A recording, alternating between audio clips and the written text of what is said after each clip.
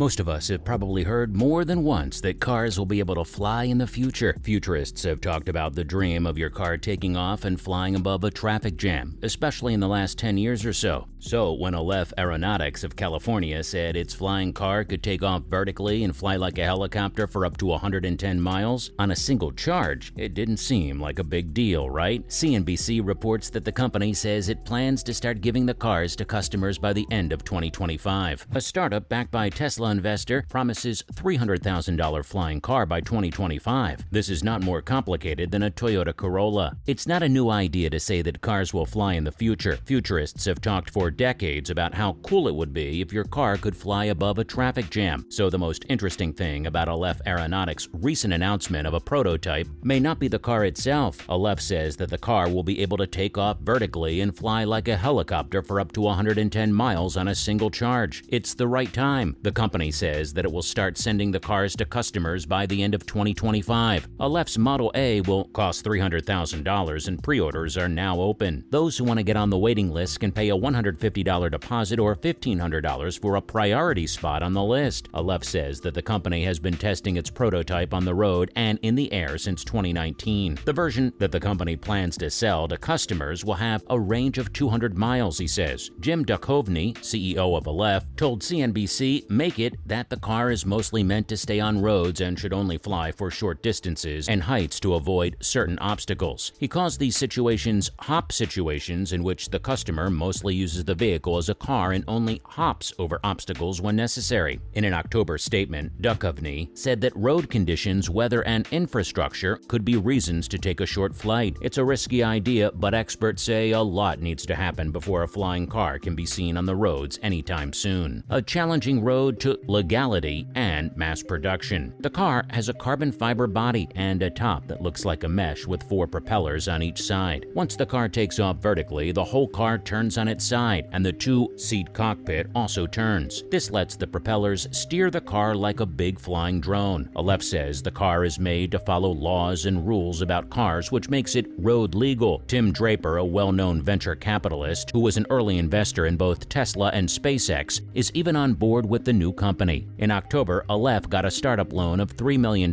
from the fund that bears his name. Mike Ramsey, an auto and smart mobility analyst at Gartner, says Aleph's plans are cool, but he says the company has a tough road ahead. Mass production is hard for any new car company, and Ramsey says it's hard enough to get permission from the government to drive on public roads, let alone fly over them. Ramsey says the Federal Aviation Administration has updated its rules about what needs to happen for vehicles on the ground to be able to legally take off and fly in public airspace. In July, Samson Sky's Switchblade, which is also an idea for a flying car, was reportedly given the go-ahead to test flights by the FAA. But Ramsey is adamant that companies that want to get their ideas for flying cars approved still face a major challenge, even if the FAA and other regulators are more clear. Aleph wants to speed up the regulatory process by first getting air certification outside of the U.S., specifically in Asia and Europe, says Duchovny. That will not only help us build a safety record, but it will also give us enough data to help with the FAA certification process in the U.S. Duchovny also wants to get the Model A certified as a low-speed vehicle LSV at first. This would mean that the car wouldn't go faster than about 25 miles per hour on public roads. Aleph would later try to get a full license to drive, he says. That would be an incredible accomplishment. Aleph's Model A isn't the only big idea. Duchovny has also said in public that he wants to make a cheaper version called the Model Z that sells for only $35,000 by 2030. In October, Duchovny told Reuters that the proposed Model Z would not be more complicated than a Toyota Corolla, so it should cost about the same. But Ramsey says it's not easy to make a mass-produced car like the Corolla, let alone turn one into a legal plane. "I would be very surprised if we would start making something like that in the next 2 years," he says. "That would be a very impressive feat." Everyone doesn't agree. Hugh Martin, the CEO of a transportation logistics company called Lacuna Technologies, told CNBC last year that he could see flying cars on the market as early as 2020. 2024. Fiat Chrysler and XPeng, a company from China, are two big companies that are racing to be the first to sell a flying car. Hyundai and Uber have been working on the idea of a flying taxi since 2020, and Supernal, a Hyundai subsidiary, has said that it wants to sell a flying pod by 2028. But even if the cars are ready by then, getting approval from the government could take a lot longer. Just the problems with the rules are going to be pretty big, says Ramsey. Next up, China's startup's flying car is here to solve people's anger issues. China's XPeng Aerot has flown two of its planes for the first time in public in the past few months. The 90-second test on Dubai's famous Palm Jumeirah Island was followed by another in October in Guangzhou, China. Both were important steps for the startup, which was backed by electric vehicle maker XPeng Incorporated, the company's founder, a billionaire named He Jianping, and other backers are betting that they can get around regulatory problems and get a piece of the U.S. $1 trillion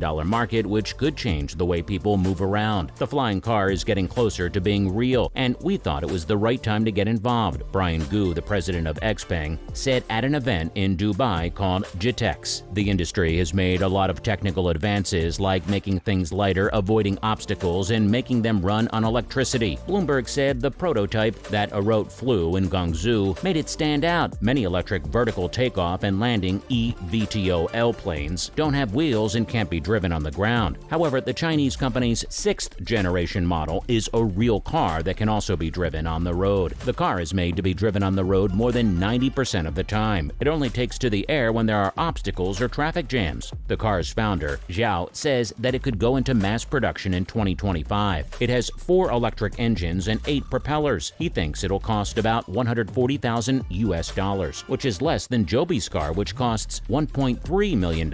He said this is because Aerot has access to XPeng's large network of suppliers all over China. Technology hasn't reached its full potential, but that's obvious. Many things will depend on whether or not batteries can store more energy per unit of mass. Flying cars need more power and are more sensitive to weight, so they need batteries that are both lighter and more powerful than those in EVs. At the moment, Aerot uses lab batteries made in the United States in its prototypes. XPeng Aerot isn't the only one flying. Most people don't realize how close we are to making cars that can fly. Several companies around the world are working hard on prototypes, and some of them have even flown test flights that went well. Not only XPeng Aerot is involved. With the $60 million it just raised, Japanese flying car startup SkyDrive is speeding up the development of its electric vertical takeoff and landing eVTOL aircraft. Its goal is to have its first commercial flight by the World Expo in Osaka in 2025. SkyDrive will try to make money in India by March 2027 if it is successful at the World Expo in Osaka. The traffic jams in India's big cities are known to be a market opportunity for the company. By 2023, Zapata's Jet Racer flying car might also be able to take people over the skies of some U.S. cities. People rent jet skis and all-terrain vehicles for fun, and the company wants people to be able to rent their vehicles for the same reason. Is the Chinese startup's flying car safe? As the technology for flying cars keeps getting better, safety is a big issue that needs to be dealt with. Even though the idea of flying above the traffic and crowds of city streets is exciting, flying cars need to be as safe as possible before they become popular. There are a number of things to think about when it comes to the safety of flying cars. For example, there is a chance that the plane will break down or crash while it's in the air. There are also questions about air traffic control and the possibility of mid-air collisions with other flying cars or planes. To address these worries, companies that are making flying cars need to put safety first in their designs and do a lot of testing to make sure their cars are as safe as possible. When flying cars become more common, governments may also need to come up with rules and keep an eye on them to make sure they are safe. There was once a plan to make cars that could fly, and there were a lot of problems. Aerodyne Ventures, SDN-BHD, the company in charge of the project, got